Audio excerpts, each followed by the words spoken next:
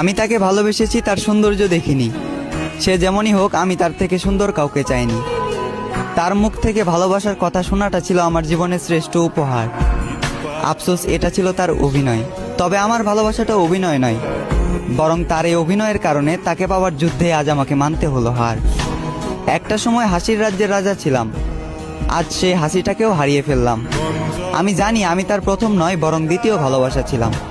তবুও সে চিন্তাবাদ দিয়ে তাকে ফুলের মতো আগলে রাখলাম।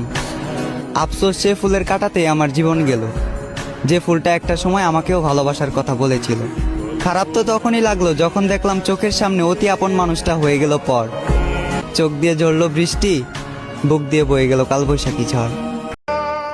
ফুল সুন্দর গাছে, চাঁদ সুন্দর আকাশে, এই দুনিয়াতে যত সুন্দর মানুষই থাক না কেন, তোমারে মানাইবে শুধু আমার পাশে।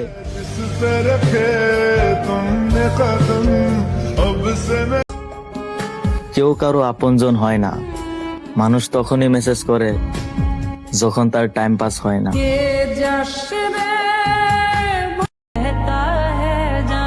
নিজের ক্ষতি নিজেই করেছি, দোষ দেব কাকে? আমি যদি তোকে ভালোই না বাসতাম, কষ্ট দিতে পারতি আমাকে।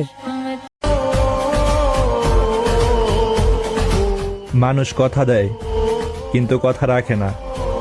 মানুষ ভালোবাসা দেখায় কিন্তু ভালোবাসে না।